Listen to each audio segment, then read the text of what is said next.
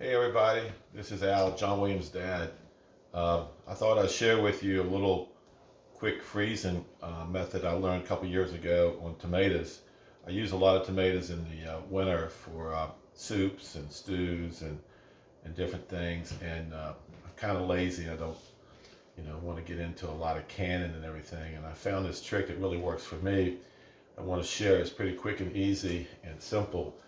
And what we do is that we freeze our tomatoes, and I go out and I find tomatoes about the size of a baseball that are ripe, and I like to get around a half a bushel of them, 25 pounds to work with, and I get them where they're pretty ripe. They're still firm, but they're very, very red.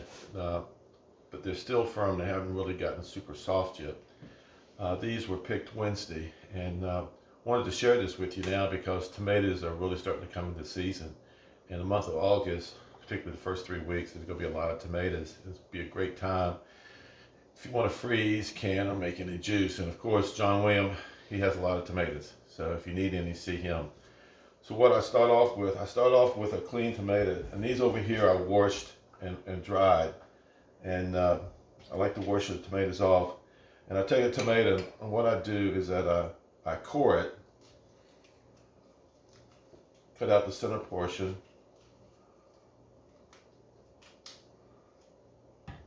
and then I chunk it into, if it's not too big, into 4/4. If it's a larger tomato, and this is right on the verge of being a little bit bigger, I may slice it again. But today I won't. And I do as many of these tomatoes that you feel like working with in one day. And the nice thing about this is that there's not a lot of prep to it. So if you want to do 10 pounds one evening and then the next evening do another 10 pounds, it's a pretty easy thing to do. And you don't have to commit a lot of time and resources, and the cleanup is pretty easy. So I continue to quarter these tomatoes. Now this tomato here I did break up into more than 4 sections.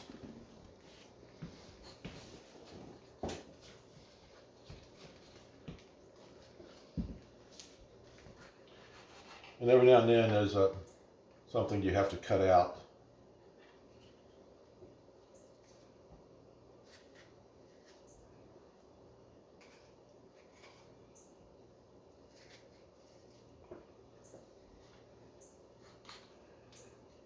Most of these tomatoes here are Dinas. There's a few Biltmores and some big beef here too.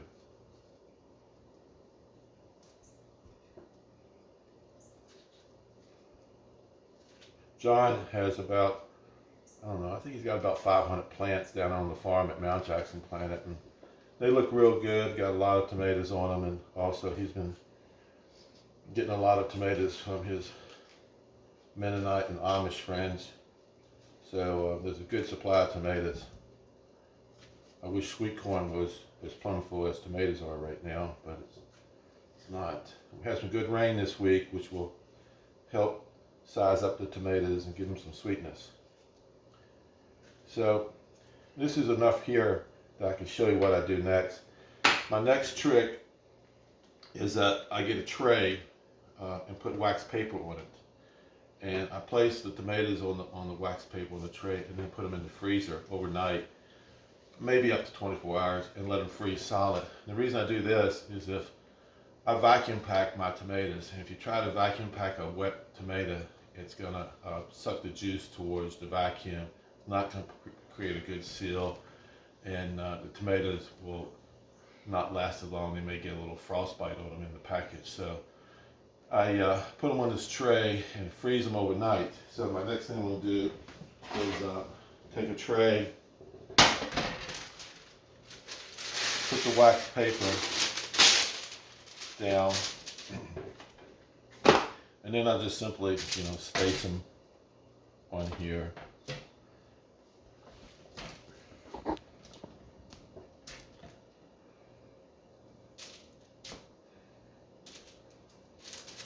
And a tray is a nice amount to work with.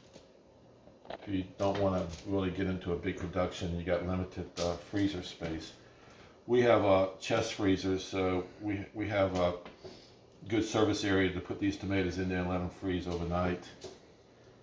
Actually, yesterday morning I prepped some for us to freeze this morning, so my tomatoes have been in the freezer 24 hours now, so they're going to be nice and hard and ready to freeze.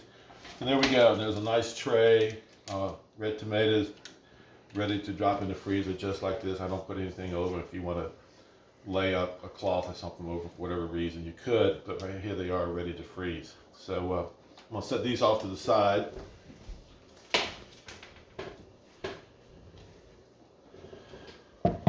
And here's the tomatoes that I put in yesterday morning and froze. They've been out of the freezer this morning about 10 minutes, and they got a little condensation on them, but that's no problem. But they're nice and solid. They're almost like a rock, so they're ready to vacuum pack. My vacuum packer is about, I don't know, probably 10, 12 years old. It was a very simple model when it was new, and there's a lot of different models out now, and I find that the simple models with the least number of attachments, which are the least number of directions and everything, is the best for me. And I've pre-cut some bags, and this is pretty easy. I sealed one bag earlier, so I just put in the amount of tomatoes that I want to have this winter in the bag. And I normally put in maybe 1.5 pounds or whatever. And when you do this, it's important to have probably at least 4 inches of bag to put in the vacuum to get a good seal on it. So now I'm going to seal it.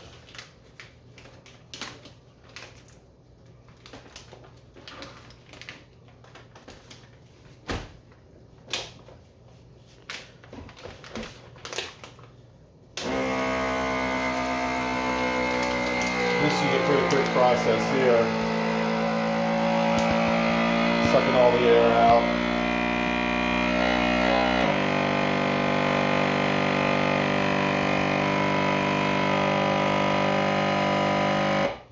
So we're done. So there we go. Look at that beautiful package of professionally looking vacuum packed tomatoes. Last thing that I do is I put a date on it. So we're going to put 7/20/20 on the bag. And we're done. Sometimes I include some heirloom tomatoes, and sometimes I do some yellow tomatoes. But this is a very simple process, and it gives you some really good quality local grown fruit that you can easily freeze. And now this here will be good for a couple years if you don't use it this winter. You got 2021 to use it in at least.